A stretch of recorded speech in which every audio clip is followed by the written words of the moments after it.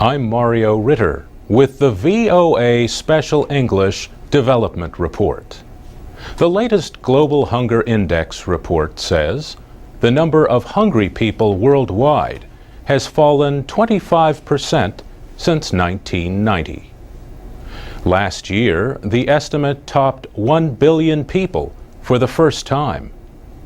But this year's report says the number of people not getting enough to eat has fallen to 925 million. Still, many experts worry that hunger rates are not falling fast enough to meet United Nations goals. One of the first of the Millennium Development Goals is to reduce the hunger rate by 50% between 1990 and 2015.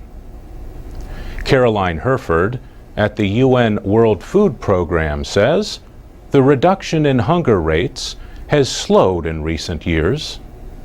She says there was a small decrease in the number of hungry people in the late 1990s. But then it rose again during the financial crisis of 2007 and 2008. And then high food prices, together with high fuel prices, caused more problems. And climate change has made it more difficult to grow food. The Global Hunger Index is prepared by 3 private organizations based in Germany, the United States, and Ireland. The latest report says 29 countries have levels of hunger that are considered alarming. The biggest increases were found in the Democratic Republic of Congo. The report says hunger has risen by more than 65% since 1990 because of conflict and political insecurity. And Caroline Herford says Congo is not alone. She says conflict is a huge problem that affects the ability to grow crops. People cannot tend their fields if they are always being chased away by armed rebels. A separate report says 22 countries have suffered from a hunger and food crisis for at least 8 years. 20% of the world's hungry people live in these countries, most of which are in Africa. That report is from the UN Food and Agriculture Organization and the World Food Program. They say new policies are needed to deal with these long-term crises. Peter Smerdon at the World Food Program says emergency aid must include development assistance. Both reports were released ahead of World Food Day, October 16th. For VOA Special English, I'm Mario Ritter. Transcripts, MP3s, and podcasts of our reports are at voaspecialenglish.com. You can also find us on Facebook and Twitter at VOA Learning English.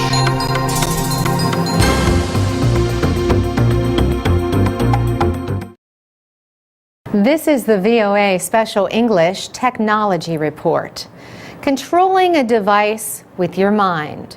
Powering your home with the energy of your own activities.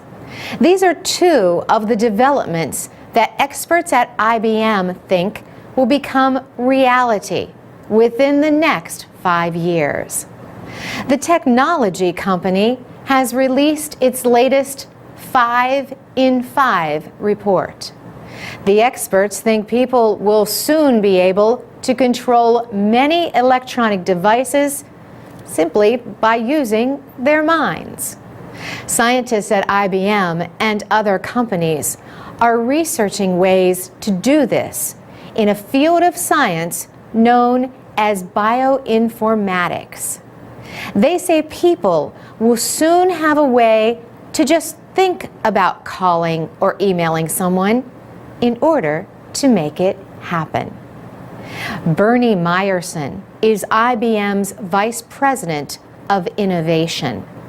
He says the idea is for something with really deep capability, so that a person, for instance, a quadriplegic, a paraplegic, can actually utilize brain waves to make things happen and basically run their own lives independently.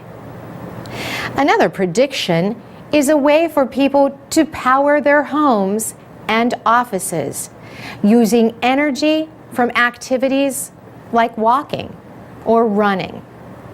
Still another prediction, passwords could soon become a thing of the past. IBM says developments in biometric technology could soon make passwords unnecessary.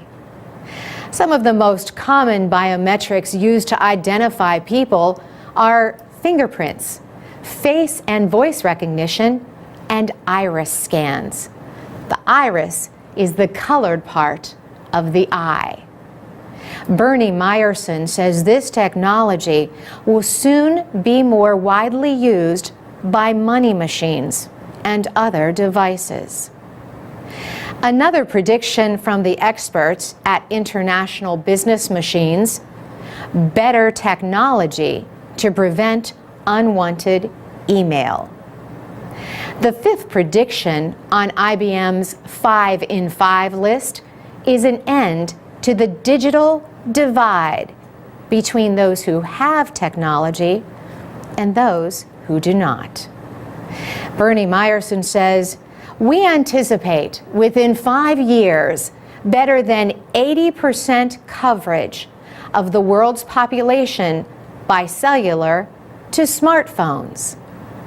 At that point, imagine having, for instance, the ability to speak openly with anybody, anywhere, anytime, and any language. Real-time translation. Literally, the old Star Trek idea of the universal translator coming to be, and how the world would change if there were that kind of communication and openness. And that's the VOA Special English Technology Report. For VOA Special English, I'm Carolyn Presutti.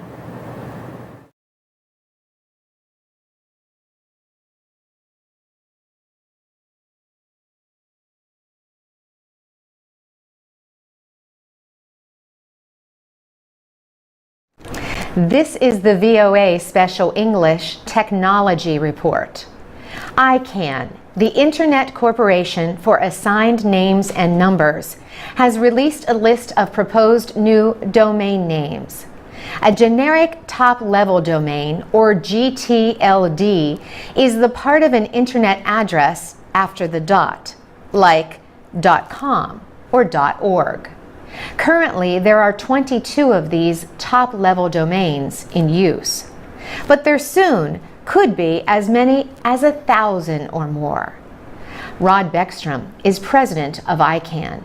He says the organization received almost 2,000 requests for new domains during the application period, which ended in May. He called the release an historic day for the Internet and for more than 2 billion people around the world who depend on it. He said the Internet is about to change forever. More than 900 of the requests for new generic top-level domains came from North America. Only 17 were from Africa. Each application required a payment of $185,000. Some businesses like Amazon, Apple, Microsoft, and Google applied for domain name extensions. .app was one of the most sought-after names. ICANN received 13 requests for the right to own that one. There were 3 applications for .dog, but none for .cat. .love, .wedding, .sexy, and .porn also made the list of proposed top-level domains. But Mr. Beckstrom says no names are guaranteed. These are just applications that are not yet approved, and some may not be. In his words, none of them will enter the internet until they have undergone a rigorous, objective, and independent evaluation. ICANN began a 60-day comment period when it released the list in June. It also began a 7-month objection period. An ICANN spokesman said this is for anyone who wants to oppose an application for a domain name. The spokesman said objections will be decided in a formal, independent dispute resolution process. ICANN says it will begin processing the applications for new top-level domain names in batches of 500 at a time. The first group is not expected to begin operating until the first part of 2013. ICANN will approve no more than 1,000 new generic top-level domain names each year.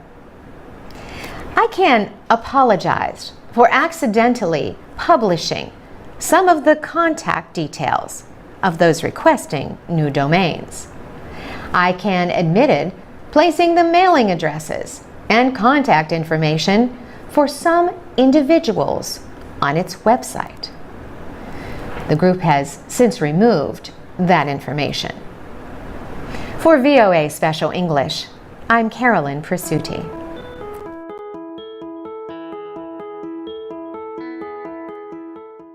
From VOA Learning English, this is the Technology Report. Researchers have developed an experimental iPhone application or app that they say can improve the chances of survival from a heart attack. The iPhone app is designed to identify patients suffering from a kind of heart attack known as a STEMI, or ST elevation myocardial infarction. In a STEMI, blood flow to the heart is stopped because of a blockage in a coronary artery.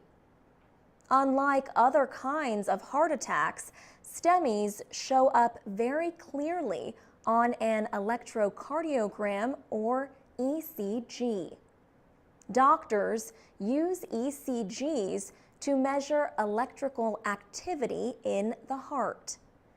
The experimental iPhone app should help rescuers reacting to a possible medical emergency. They can perform an ECG and then take a picture of the test results with the camera on the telephone. They can then send that information ahead to hospital emergency room doctors. The iPhone app is the work of David Burt and his students at the University of Virginia in Charlottesville. He says the app can help save lives by preparing doctors for the arrival of the STEMI patient as early as possible. He says doctors can mobilize their system so that they can perform a catheterization to unblock the artery or some other treatment. David Burt and his team tested the app 1,500 times over 3 American cellular telephone networks in a populated area. He said the app was successful within less than 10 seconds, about 94% of the time. The developers are now testing the iPhone app in rural areas where cell phone reception is more problematic than in cities. For VOA Learning English, I'm Alex Villarreal.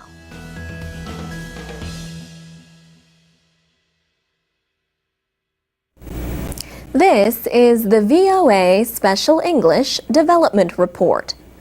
The World Health Organization says obesity rates are rising in Pacific Island countries.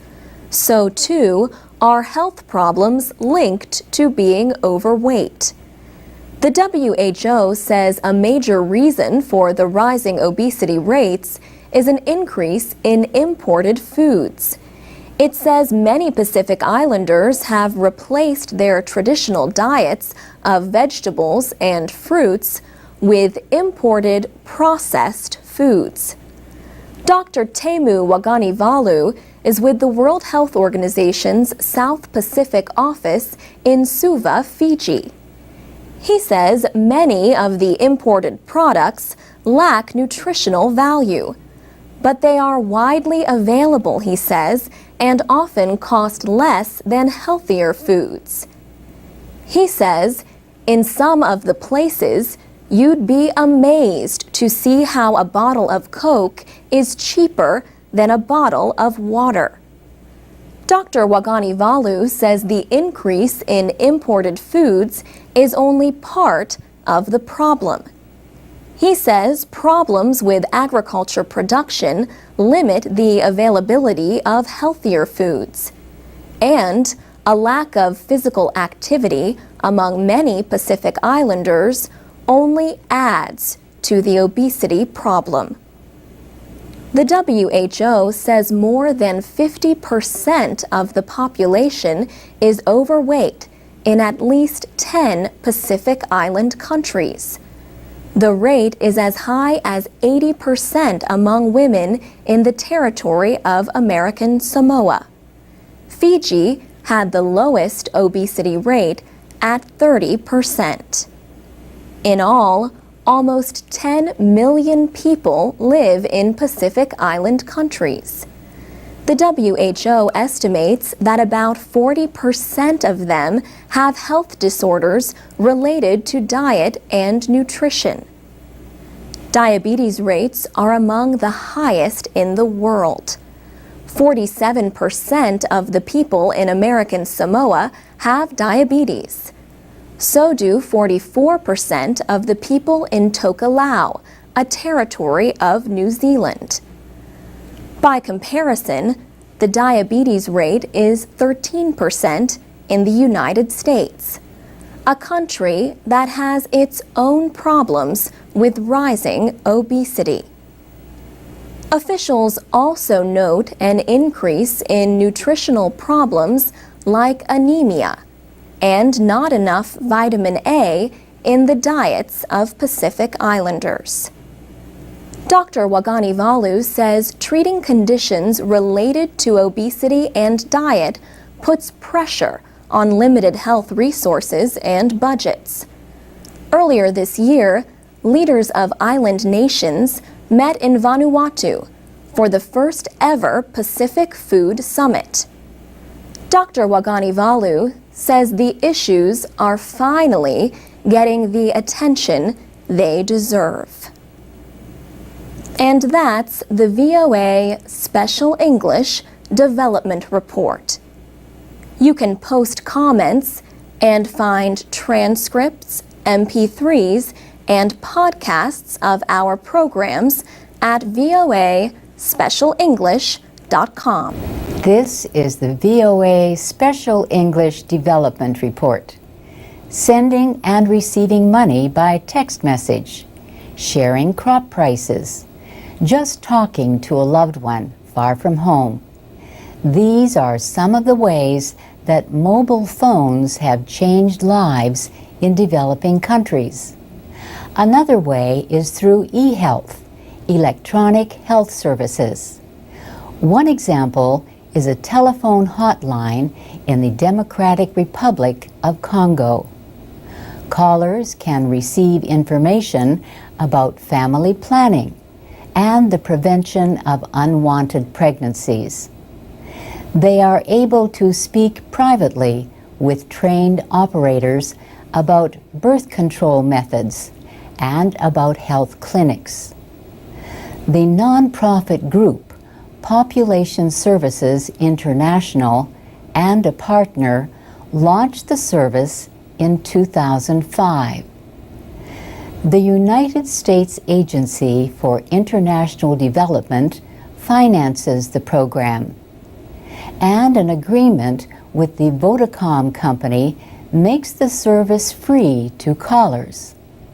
We talked with Jamaica Corker on her cell phone at the Population Services International office in the DRC.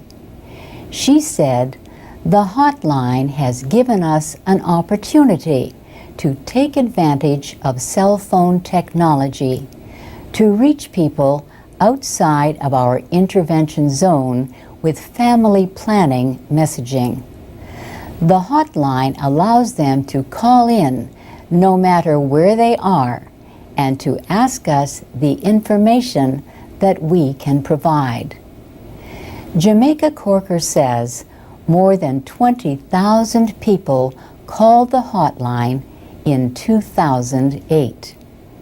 More than 80% were men. She says this is mainly because men own most of the phones.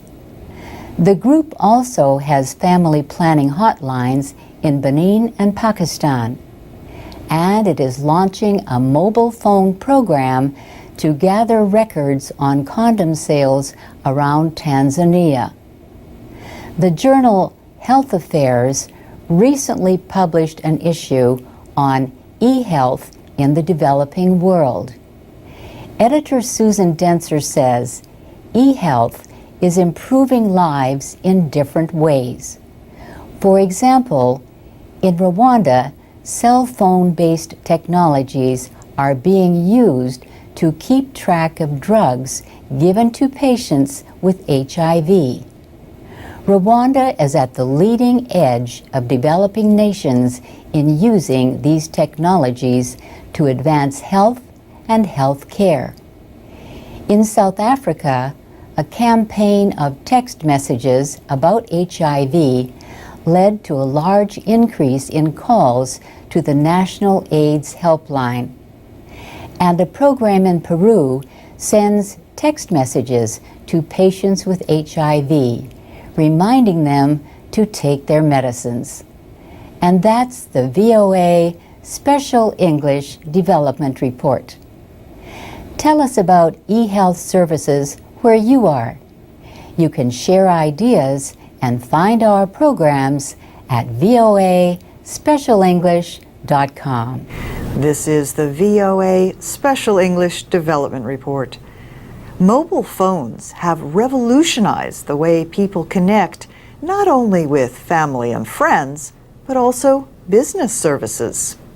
A good example, services that let people use their phones to send and receive money.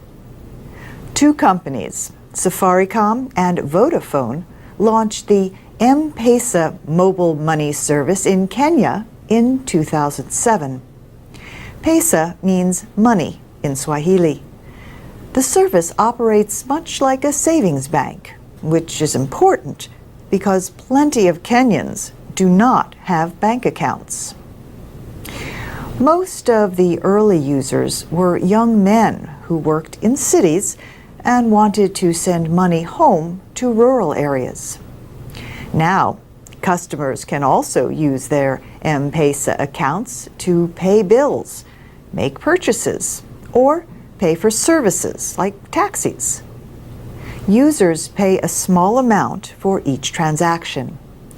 Stephen Mbagua has a farm a half-hour's drive from the capital. He uses M-Pesa to receive money from his son and to pay bills.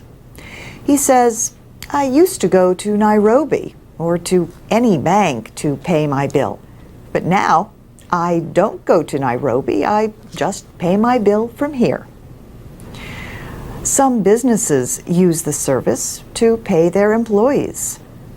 All across Kenya, there are stores and automated teller machines where M-Pesa users can add and withdraw money from their accounts. People can also transfer money to other mobile phone users, even those without an M-Pesa account. The other person receives a text message with a code to take to the local M-Pesa agent to get the money. All this pleases 22-year-old Philister Omari. She says, "It's very fast. The M-Pesa, they're available everywhere. So once you are going somewhere, you can drop, get some cash, and proceed." M-Pesa is improving economic conditions for many Kenyan families. British-based Vodafone has also teamed with local companies to offer the service in Uganda and Afghanistan. Safaricom says nearly 8 million people in Kenya now use M-Pesa. That number is expected to grow as more people use mobile phones. A recent report predicted that the number of mobile phone accounts worldwide will reach almost 4.5 billion this year. That is 12% more than last year and equal to 2/3 of the world's population. The report was from the European Information Technology Observatory. The group says the strongest growth in mobile phone use now comes from newly industrialized and developing countries. And that's the VOA Special English Development Report. This is the VOA Special English Development Report. A new report says the illegal killing of rhinos for their horns is increasing in Africa and Asia. Rhinoceros poachers are killing an estimated 2 to 3 of the rare animals each week. Experts say demand in Asia, especially Vietnam and China, currently drives most trade in rhino horns from southern Africa. The horns are often used to make traditional medicines or handles for dagger knives. The report is from the International Union for the Conservation of Nature and an organization known as Traffic. Most African rhino poaching is in Zimbabwe and South Africa. Experts found that 210 rhinos were illegally killed in South Africa in the last 3 years. The estimate for Zimbabwe is 235. The situation threatens gains made in its rhino populations in the 1990s. In the last 2 years, only 6 people were found guilty of poaching charges out of 41 arrested. In 2001, 68% of African rhino horns entering illegal trade were recovered. 8 years later, 9 out of 10 rhino horns were heading to Asian markets without interference. The report says poaching and illegal horn trade has increased in South Africa, even with new measures against it. Adding to the problem, poachers today are more skilled at killing rhinos, and not only with guns. They also use quieter methods like drugs, poison, and crossbows.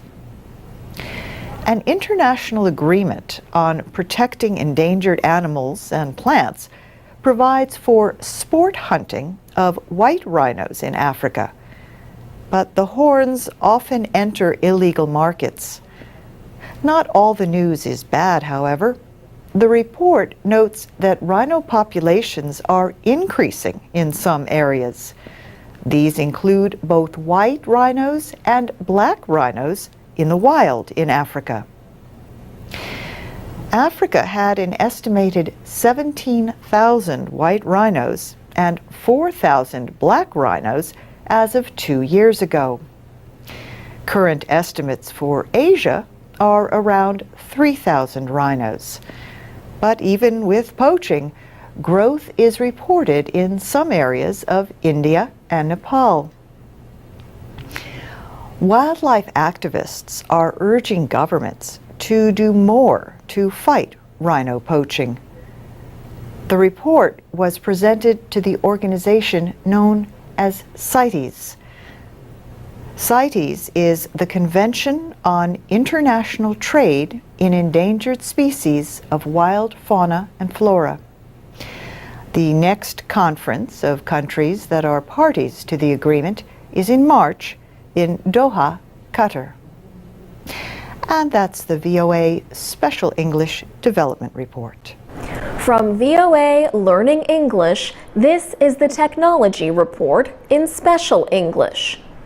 Chinese companies Huawei and ZTE have pushed back against accusations that they present a national security threat to the United States. The companies are part of China's telecommunications industry. The House Intelligence Committee released a report on the issue last week. Committee Chairman, Republican Congressman Mike Rogers, spoke about the year-long investigation that led to the report. He said, the investigation concluded that the risks associated with these companies providing equipment and services to U.S. critical infrastructure undermines the core U.S. national security interests. Dutch Ruppersberger, a Democrat, is a ranking member of the House committee. He said, "We already know the Chinese are aggressively hacking into our nation's networks, threatening our critical infrastructure." He also said the Chinese were stealing millions of dollars worth of trade secrets and other sensitive information from American companies. The report warned American companies against doing business with Huawei and ZTE. It also called on the Committee on Foreign Investment in the United States to block any purchases, takeovers, or mergers involving the two companies. And it advised officials in the United States to ban the use of equipment from these companies in their systems. Both Huawei and ZTE released statements last week denying the claims in the report. They said it is an attempt to prevent Chinese companies from competing in the American market. Chinese officials also reacted to the report. China's Commerce Ministry called the report's findings untrue. For VOA Learning English, I'm Alex Villarreal. This is the VOA Special English Development Report. Each year since 2001, the American State Department has published a Trafficking in Persons report. It measures efforts by countries to fight human trafficking. This year's report adds the United States for the first time. The Federal Bureau of Investigation says people are being trafficked into major cities nationwide. Tim Whitman at the FBI is an expert on the problem. He says about 20% of the cases involve victims from Mexico, the largest number of any foreign country.